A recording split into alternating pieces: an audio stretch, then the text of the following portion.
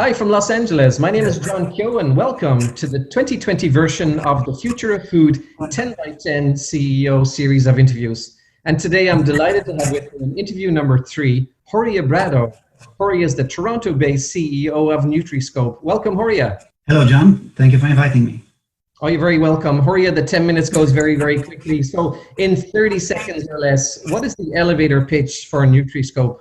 Yes, that's a challenge in a few seconds, but basically what NutriSCOPE is a digital twin, digital thread platform for an intelligent supply chain in agri-food industry.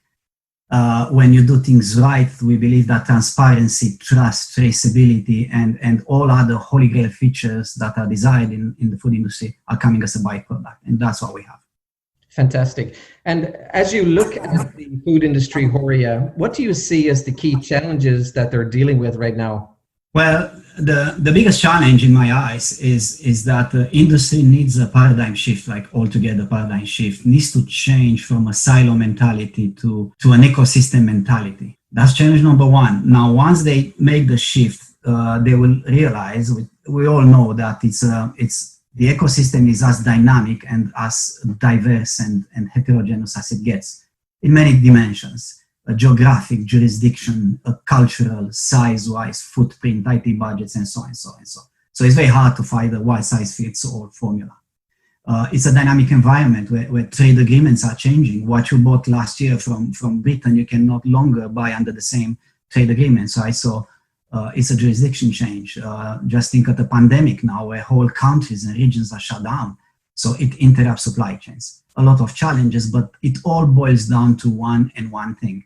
Availability of data, availability of timely, accurate, connected data. You know, John, interconnected, disconnected data is liability. So that's challenge in data. And then what do you do with the data? This is big data, but big data without intelligence, without AI, it's useless, right? It's just useless. So we need a way to make use of this data and help taking decisions based on the data we have. Yeah, very important points there, Horia. So when you put all of that together, what do you see as the key opportunities that the food industry should be working on?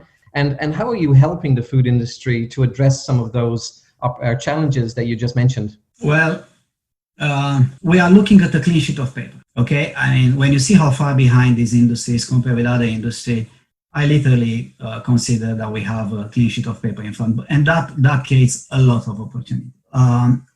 Paradoxically, we are outsiders. We are coming from other industries like aerospace and defense industry, high-tech industry, automotive industries. We've done things for a long time, everything that pertains to Industry 4.0. So we come with all this knowledge, right? We've done Industry 4.0, PLM, supply chain, digital thread, digital twin. We're playing with these concepts before they were coined as such. We are very experienced in change management, configuration management. So all these things are badly needed in the industry, and then we come with all this knowledge, with the best practices and a mastering of the latest technologies. Doubling that with our knowledge of the food industry, I think we can bring together the best of two worlds, and that's what our platform does. Wonderful. I'll come back to some of those points later, but you mentioned at the start in the challenges, you mentioned that the industry needs to work more towards sort of an ecosystem. Can you explain that a little bit more? Yes, absolutely. Well, what is the product of this industry? It's the food product, right? It's the pizza that you held in your hands or what you buy from the grocery store, right? That is the contribution of many tiers of suppliers, manufacturers, producers, warehouses, transportation, logistics. They all contribute their bit for us to have this product in front of us. So the data is no different than that, right? It is not my data, the retailer data, is not the supplier data, is not the manufacturer data. It's all of this combined, right? A product might have the best formula, the best ingredients on earth, but if you are stuck too long in the transportation truck at a temperature that is higher than the prescribed one, is not going to do any good to the food product, right? So all this data has to be interconnected. We need to work as an ecosystem, as a well-connected and responsive ecosystem. I'll give you some examples from other industries, for example, right? Some years ago, NASA lost 125 million Mars orbiter because of lack of proper collaboration between suppliers. One supplier was using metric system, the other one was using imperial system. So when they did a translation to join together two major assemblies, right, in the orbiter, of course the orbiter took another path because it was all wrong calculation. They did not speak the same language. Right. So Horia, is it safe to say then that the challenges that the food industry has today have, for the most part, been addressed by other sectors such as aerospace and defense or maybe pharmaceuticals, and it's just a matter of bringing that knowledge into the food industry from those sectors where they're more mature and applying that? Well, I mean, I don't think we can go that far with this affirmation. It is true that other industries are a lot more advanced, and then they have learned the hard way, very expensive mistakes, a lot of money invested, a lot of effort, many years in making. So yes, they've learned a lot of best practices, and they came up with this Industry 4.0. But to think that other industries are at final perfect point, it would be a wrong assumption. So other industries still need to evolve. However, we have the opportunity to learn from their path, right? To not repeat the same mistakes, take what's good and apply into this industry. And that's what NutriSCOPE is doing.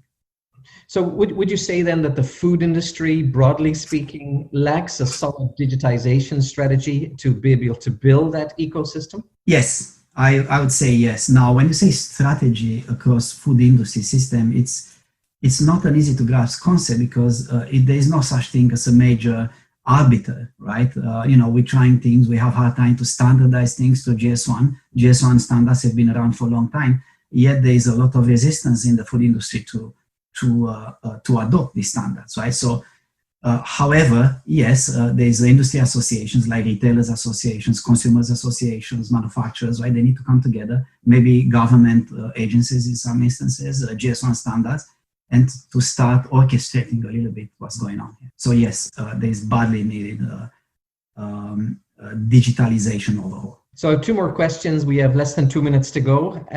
You mentioned that the issues that the food industry are dealing with are not new issues, are not new challenges. What would be the first thing that you would recommend established food companies to focus on right now? Would it be fixing the data, for example? Would it be new technology? Okay.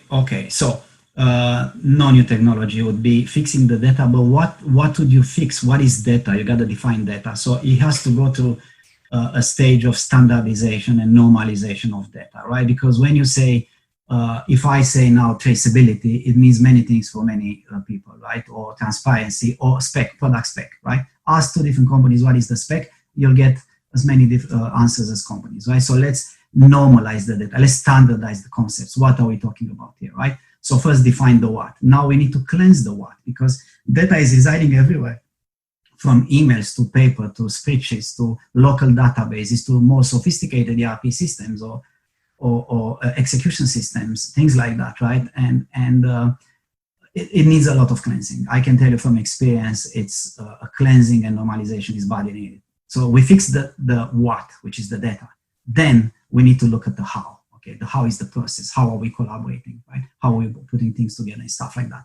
At some point, we need to talk technology as well. But the effort of standardizing and normalizing the data should be technology agnostic. Horia, we have 20 seconds left. You're up in front of 50 startup CEOs. In 20 seconds, what guidance would you give these? These are CEOs that want to bring a food product to the market. What advice would you give them? 20 seconds or less. Okay, 20 seconds. Plenty of opportunities. As I said, we're in front of a clean sheet of paper. So number 1, step outside the box. Do not repeat what the industry is already doing and has been doing without much success for the last 20, 30 years. Step outside the box. Don't reinvent the wheel. Look in the neighbor's court. The wheel was invented. Maybe it's not perfect for you. Maybe you can adapt it, but don't invent the wheel. Number 3, don't get blindsided by today's technology. Don't go by buzzwords, blockchain. Everybody likes to talk blockchain and AI and all these Industry 4.0 buzzwords. Right? Don't get blindsided. Focus on the business problem that you try to fix rather than on technology. However, you need to have the finger on the pulse of both industry and the technology, right? You cannot do without perfectly understanding both, or more or less understanding both technologies. Wonderful. Thank you for that. Ladies and gentlemen, there you have it. The CEO of NutriSCOPE based in Toronto, Canada, Mr. Horia Bradau. Horia, thank you so much for sharing your wisdom with us today. Thank you very much, John.